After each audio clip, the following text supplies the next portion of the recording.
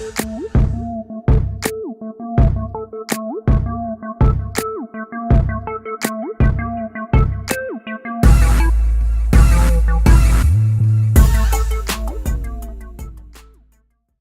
up, potato chips? This is your girl, Jerry Nicole, your favorite couch potato. Happy hump day. I'm coming to you guys with a review of NBC's new show, Good Girls. Now, the show has already started, so we are going to be playing catch up. So you're going to get a new video every day, maybe every 2 days, until we're caught up with where the show currently is. Once we get caught up, I will definitely be doing a review of this show every Wednesday. Hope you guys like the review. Hopefully it'll make you check out the show and we can watch it together and discuss and enjoy. But let's jump right on into the review of Good Girls Season 1, Episode 1, the pilot episode. When sisters Annie and Beth and BFF Ruby are backed into a corner due to their individual financial situations, they're sucked into a life of crime when they decide that they're going to rob the local grocery store. They're not going to rob a bank. They're going to rob the local grocery store. What they think is going to be an easy one-time job turns their whole world upside down when they get caught. Not by the police, but by the local gang member whose money they stole. Afraid for their lives and afraid for the lives of their children, they have to figure out a way to get this man his money back. Now, Annie works at the local grocery store with a douchebag ass manager named Boomer. Boomer's sole purpose is to make Annie's life at work a living hell. But on top of that, she is going through a custody battle with her ex for their daughter Sadie. You know, Sadie's a really sweet girl. She loves her mom. She's into the simple things. She's super smart. And Annie loves her daughter to the moon and back and would do anything in the world for her. Sometimes at Sadie's detriment. Then you have Ruby. Ruby is happily married to her husband Carl. But they do have a daughter named Sarah. And Sarah has some medical problems. She has kidney failure and her one kidney is failing and the other one is right behind it. Ruby wants to put her on an experimental drug, but the experimental drug is $10,000 every month out of pocket, and the wait list for the transplant is ridiculous. Now, even though her and her husband both work full-time jobs, they don't have enough money to cover the medical bills. Now, we first meet Sarah when she's at school. Sarah is giving a presentation about strong women. And she's like, strong women don't stand behind men. They stand beside men. So, women, we need to get it together, girls, and burn down this patriarchal society. In her hand, she has a lighter and she has her textbook. And you see her sparking the lighter. And her dad is like, is anybody going to stop her? And I said the same thing. Only reason I said, is anybody going to stop her? Was because Sarah is on oxygen. And she's got this big ass tank. So if she were to spark the damn lighter, she's going to blow herself up and everybody in the classroom. But luckily the teacher got to her and got the lighter and the book away from her. And then you have Beth. Beth is a stay-at-home mom and a wife to her husband, Dean, who owns a car dealership. But Dean is a cheater, and Dean has made some bad investments that has put his family in financial ruin. So the girls all meet up at the diner where Ruby works, and they're just talking about, you know, their life and the day and the financial stress that Beth is under. When out the corner of her eye, Annie sees some old dude trying to steal Ruby's tips. Tells Ruby, hey, dude is trying to steal your tips. He's like, nah, he ain't trying to steal my tips. Lo and behold, he was trying to steal her damn tips. Annie says, you know what, I think Dean is cheating on me. Ruby's like, don't nobody want Dean. You good. That's when Annie tells the girls, hey, they keep $30,000 in the grocery store vault. And jokingly, Ruby's like, I could use that money. So Ruby's like, when you want to do this? And he's like, I'm with the shit. I got some guns with the serial numbers all scratched off. Beth ain't with the shit. Her whole face is like, I'm not even playing these games with you guys. And they were like, we're just joking. It was only a joke. But that changes real quick. After Beth confirms that Dean is cheating on her, and she confronts him, and he's like, yeah, I'm cheating. And she's like, why do we have 3 mortgages? Why do we have credit cards that are maxed out with advances on them? What the hell is going on? Are we going to lose our house? Are we going to lose everything? And then it's like, it's a possibility that we could lose the house. I'm not sure. I made a mistake. I'm trying to fix it. So at this point, she's fed up. She calls the girls and she tells the girls, we robbed a damn Piggly Wiggly. And Ruby was like, I was just joking. I'm not trying to rob nobody's nothing. And he's like, I wasn't joking. Beth is like, look, I'm going to save my family, and you can get a good attorney for the custody case. And Ruby, you can buy the medicine for your daughter. And, you know, we'll be good. We only have to do this one time. We will never have to do it again. It'll be easy. So at that point, it's decided on that they're going to rob the damn Piggly Wiggly. I don't know if it's really a Piggly Wiggly. That's just the grocery store that I remember when I was little. It was called Piggly Wiggly. So they case out the grocery store. They make a map so they know their entrances and their exits. And then Beth goes into the kids' room and gets these toy guns. Because, you know, they don't have access to real ones. But then she takes a black marker and she colors in the red part of the toy gun. Because, you know, they make the toy gun red so you know that it's a toy gun. So the day of the robbery comes and they're excited and they're nervous. And they're late. And it's like, it's no big deal. I made it here. They walk in and he's like, ladies and gentlemen, this is a robbery. Everybody get on the floor and put your cell phones out on the floor. Everybody gets on the floor. They put their cell phones out on the floor. But then Annie says, get your manager up here now. Everybody looking around because they're confused. They don't know who the manager is. Of course, the manager acting like he's not the manager. And she's like, no, get your manager up here now. I need a manager up here now. Nobody moves. So Ruby puts a little bass in her voice and gets the black girl attitude. Where's your manager at? We need him up here now. That don't work. The girl who's not with the shit, Beth, is the one who sets everything off. Her voice gets all shaky. She get all white girl crazy. And she's, where is the motherfucking manager? He better get up here right now before I start popping caps. And I'm not even joking with you motherfuckers. Was the funniest thing ever. But then she proceeds to kick over like the fruit stand or some wooden stand. And some clerk is like, peeks her head up. And she's like, are you the manager? Nah, the manager's over there. So we see Boomer, who was the manager.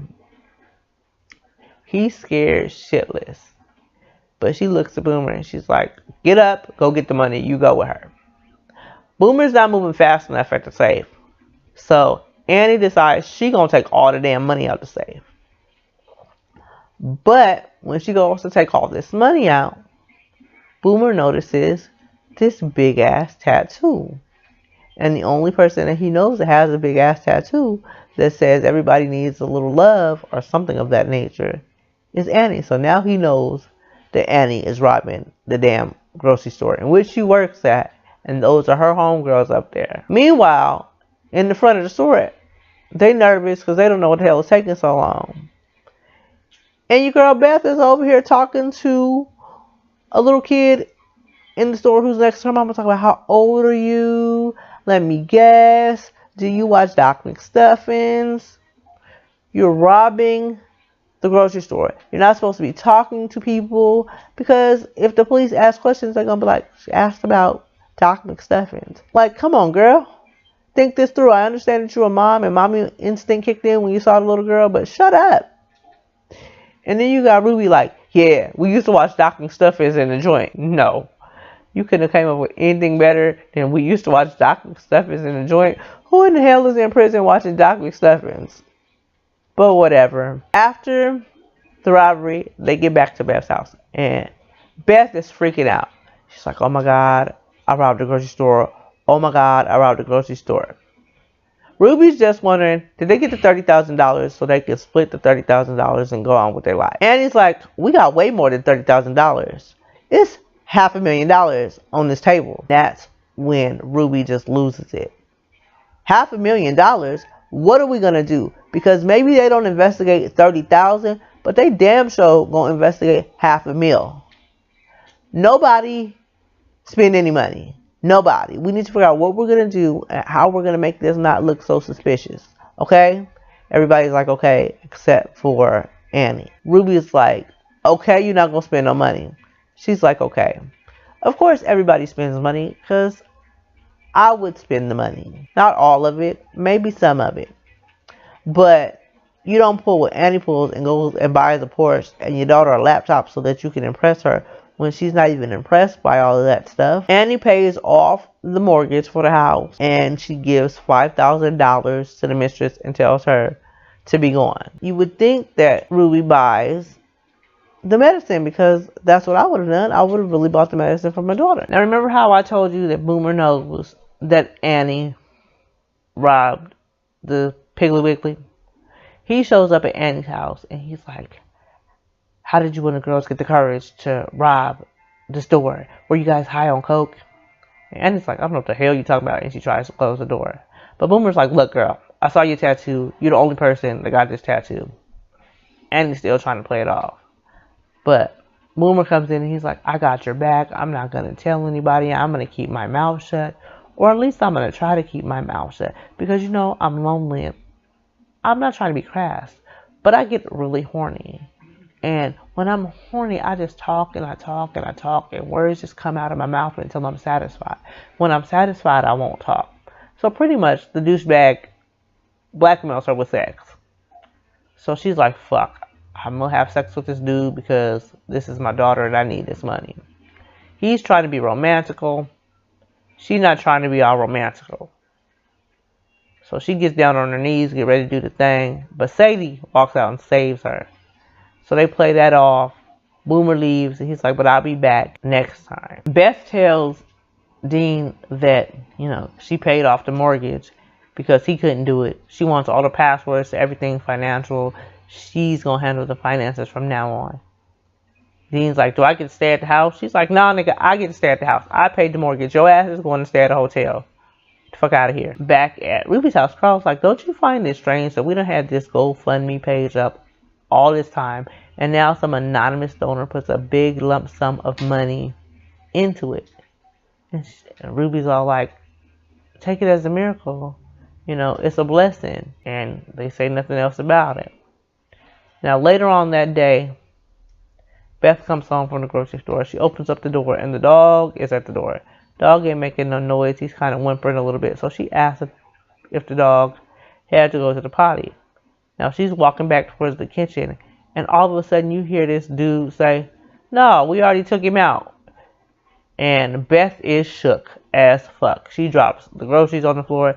She's like, who are you? What are you doing here? What do you want? This gangster just hops off the counter all nonchalant. He says, we need to talk. But I need you to call your lady friends to have them come over. Beth is like, what do we need to talk about? Like, I don't know you. He's like, we need to talk about the money y'all stole from me. So she calls the girls over and they come over. Now they all sitting in the corner scared as hell. Now you got this thug talking about, your backsplash is dope. Do you get any stains when you're trying to cook a pot of spaghetti or anything like that? Now, dude, are you a gangster or are you an interior decorator? Why are you asking about her backsplash? Why do you even give a shit about her backsplash? That's not what's important. I thought your money was important, not the damn backsplash. Anyway, Ruby's like, we didn't know that you own the grocery store. Does he look like he owns a fucking grocery store? Does he look like he have a regular 9-to-5 job to you? No. He doesn't. Then Ruby says, do you laundry the money? Local gangster is like, don't worry about what the fuck I do. Just make sure that you get my money back to me. And Annie's like, we'll get the money back. He's like, well, some of it, part of it, most of it, And local gangsters looking like, what the fuck? And the girls is looking like, Annie, what the fuck did you do? How much money did you spend? This heifer said she spent 100 grand. And Ruby said, I'll shoot you myself. Gangster was like, nah, you just gonna give me my money and give it back to me with interest. And you're gonna do it quick, fast, in a hurry. They are scared out of their mind. They don't know what they're gonna do. Later on, they go back over to Annie's house to try to figure out where they're coming up with the money, how much money they have. They are $60,000 short. Annie returns the car. Ruby and Annie are arguing. I gotta go take a shower. I smell like crime and guilt, and I gotta get that off of me, okay? I don't have time for y'all bickering. All of a sudden, Boomer comes back, and Boomer is drunk as all get out. And Annie's like, this is not a good time. He barges in the door, pushes her on the counter, talking about he gonna be quick. She said, no, my sister's in the shower. And he's concerned about if the sister is cute. All of a sudden, she's screaming. Beth hears the scream, so she comes out.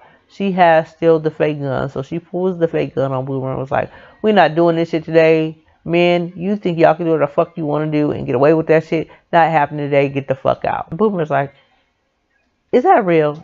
And she's like, yes. But she's so quivery and shaky. Boomer automatically knows it's fake. So he's like, shoot me. And then he puts his mouth on it. And when he put his mouth on it, the marker part rubbed off and you could tell that it was fake. He was like, I'm snitching on you dumbass bitches. You dumbass bitches don't know how much trouble you're in. Y'all going to jail. They're going to take your stupid daughter away from you. And Annie's flipping out. No, Boomer, don't take my baby. Don't tell. I'll give you the money. I'll give you whatever. He's like, it's too late. Beth done had about a fuck enough. So she picks up a whiskey bottle. And as Boomer is walking out of the apartment, she bashed that nigga upside his head. But that infuriated him. So he drunk as shit and he runs back into the house. But he stumbles over something and he ends up falling into the coffee table. Breaking the coffee table. Busting his head up on the glass. The girls don't know if he's unconscious. Don't know if he's dead. They don't know what to do. All they can think about is now what's some more other shit that we got to deal with. And that's pretty much how the episode ended. Y'all tell me what you thought in the comments. Don't forget to like, comment, and subscribe. Until next time, you guys, love, peace, and potato chip grease.